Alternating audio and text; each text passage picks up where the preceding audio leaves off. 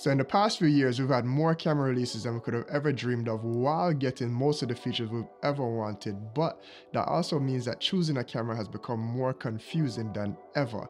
From APS-C to ZV cameras to alpha cameras, the whole thing can be a bit overwhelming.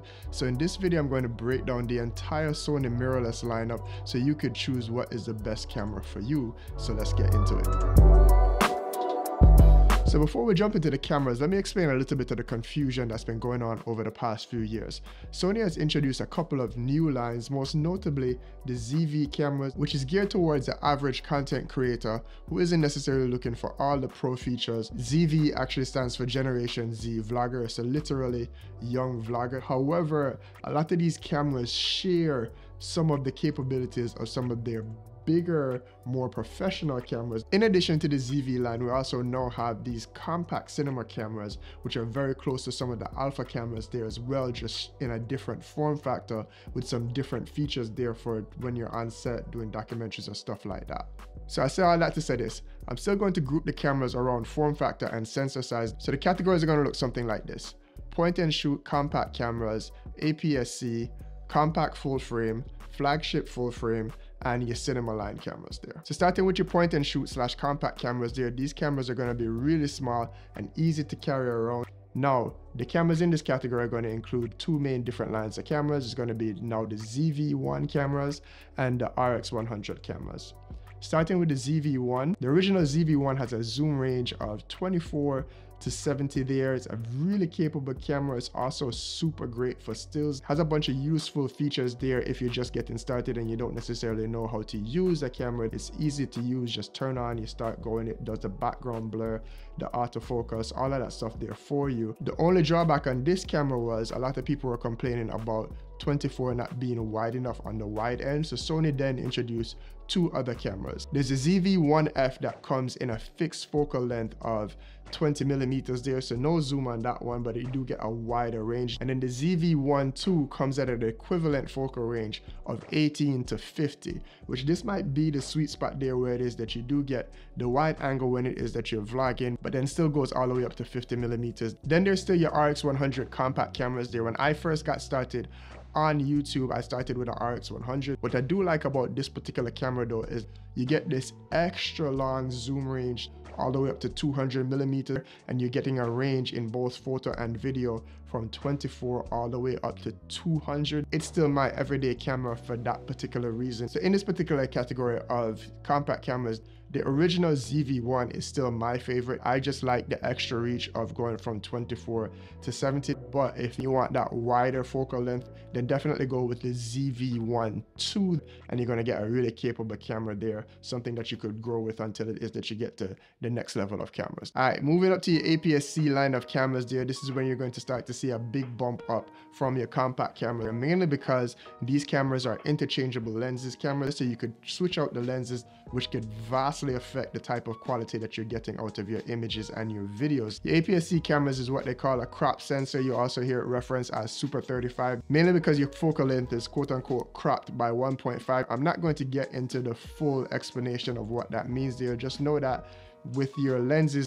whenever it is that you put a lens on, you get a tighter field of view than you would with a full frame camera. APS-C cameras tend to be a lot more budget friendly, not just for the bodies, but the lenses. You could get some amazing lenses for your APS-C cameras for like a third of the price, and the cameras tend to be more compact and more travel friendly than some of the full frame cameras as well. In this category of cameras, you're going to have the new ZV lines there, which are amazing, and then you're also going to have the Sony 6000 series. At the time of this recording, the flagship camera in the A6000 series is going to be the new release A6700, and this camera is amazing at the price point because you're getting 4K 10-bit, which is amazing for color grading, and it can match with some of the bigger cameras. You're also getting 4K 60 for your slowdown, for your cinematic B-roll and stuff like that. Then you get to the latest autofocus and AI stuff that's all packed into this small compact camera. Now in the 6000 series there, you do have some of what is now older cameras. I still think the 6400 is still an amazing camera. I've used that camera a lot here on this channel as well. But if your main focus is video and you're a vlogger / content creator, the Sony ZV-E10 is going to be the best option for the money in this category. It's basically an A6400 with all the new features, new color science and all that packed into a camera. But if you're a vlogger and you're looking to level up there from a compact camera and you don't necessarily have the money to splurge for the $1,400 for this A6700, I think the ZV-E10 is the best value for money in this particular category for your video creators. And then because I told you at the start of the video that we're going to group by sensor size and form factor, I do have to stay consistent and mention the Sony FX30, which is basically like one of the compact cinema cameras like your FX3 with an APS-C sensor, but more on this camera later in the video. All right, next up we're going to have what I call a compact full frame.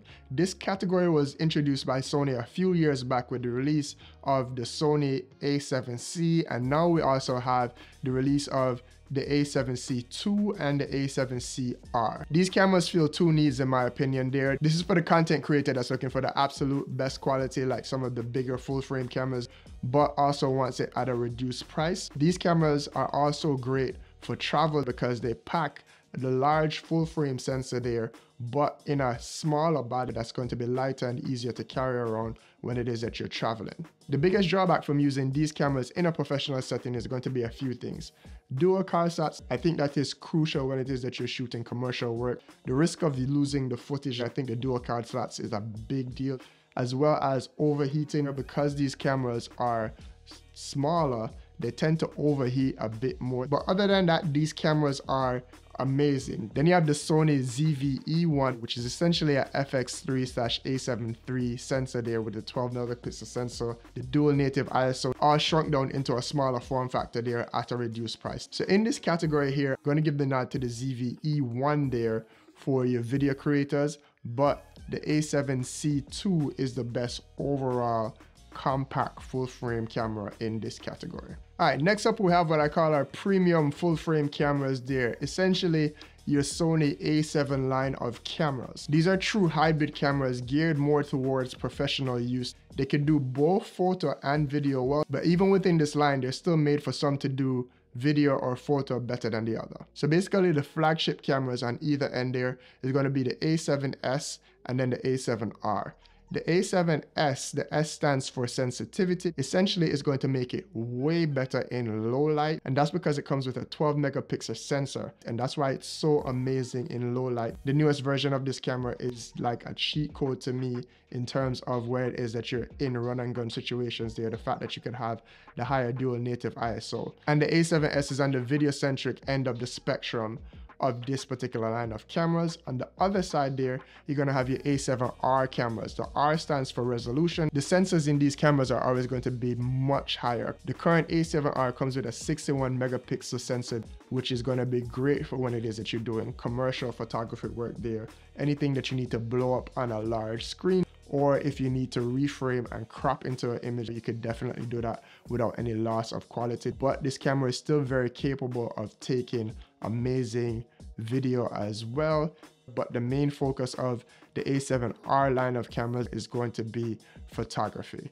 And then lastly, in the middle, you just have the plain A7, which is a jack of all trades there and can do both really well. So the newest plain A7 camera is going to be your A7 IV. Comes with a 33 megapixel sensor, so that is still very capable for taking high-res photos there, and then it's still very great in your low light scenarios. And then it still comes packed with all of the video features that you want, sometimes even a little bit more than the A7S series there, because it's a slightly newer camera. So this one's going to be the jack of all trades there, and because it's a jack of all trades there, it's going to be the lowest price between the three cameras there. So often if you do both photo and video, I think this is the best content creator camera overall. If you do Instagram, TikTok, YouTube, and some client work, this camera is going to be what I recommend to most people. All right, next up, we're going to have what I call the top of the line full frame cameras there, the flagship cameras from Sony, which is going to include two cameras there, your Sony A9 and the Sony A1. Think of these particular cameras there as true professional cameras that you would see out at sporting events, political events, anything to do with an event. Like if you're at the Olympics or the World Cup or you're watching it on TV and you see somebody with a Sony camera, more than likely you're going to see one of these two cameras. The main reason for that is with the A9, it has all the photo features, the super fast autofocus there, but it's also built for speed in terms of photo. So when it is that you're taking something like a football or a baseball, it's able to freeze that motion there without any distortion into the camera. These cameras are capable of doing video as well, but most people wouldn't spend that much money because they're so much more expensive for some of the same videos that you would find with some of the previous cameras that I just mentioned there. But these are mainly, again, for professional photographers is what I would say. However, on the A1, it really sacrifices nothing. It has all the frame rates, all the codecs, everything from a video standpoint that you would get on all the other cameras that I mentioned. And then it has a 50 megapixel sensor, which is going to be almost as high res as the A7R5 there, but a little bit lower, so you do get some increased low light performance there. The only thing that this camera suffers from is two things. One, there is no flip out screen there, but again, most professionals that are using this camera are behind the camera, and it does come with the price tag of $6,500. But I'd only recommend these cameras if you're getting paid insane amount of money there for your photography / video work. All right, and then as I mentioned there, even more complicated there, you now have these compact cinema line cameras from Sony. With the release of the FX3 and now the FX30, you have what is essentially this compact mirrorless form factor there, but with some cinema line features. The FX3 is essentially an A7S III in a different form factor. I think this is best for people that are doing commercial work and not filming themselves all the time. So again, if you're doing mainly client work there, real estate videos, weddings, documentary filmmaking, couple features in this camera are going to give it the edge in those scenarios over the A7S III. I think the new software on those cameras are going to be more built towards being behind the camera with the Cine EI, and then another big one is time code there for your documentary filmmakers as well. And then the FX30 at the price point for $1,800 for a cinema line camera is a steal. So you're going to get all the advantages there of an APS-C camera when it comes to the budget friendliness there. This camera is only $1,800. And you could choose APS-C lenses to put onto it there, which are normally a lot cheaper, but it's still very high quality there. But this camera also comes with your dual card slots there as well. You can shoot your 4K, you get your 10-bit color spaces there. You can shoot up to 4K 120, albeit with a crop. You get your dual card slots, as I mentioned there before, and you get full HDMI. So essentially you get a shrink down FX3 at half the cost. I think that's more than worth the trade-off there for an APS-C sensor. So hopefully now you have a better idea of which Sony camera it is that you're going to get there. Links will be down below for you to check to see what's the best prices there on those Sony cameras there. Those are affiliate links, helps give a small kickback to me at no extra cost to you, which helps me make more content here on the channel. Also, if you are a Sony shooter and you're looking to learn how to use your camera better, I am dropping a video on the Sony cameras there on the best cinematic settings for your Sony Alpha cameras. So I'll see you over there, or catch you in the next one. Big up yourself. Peace.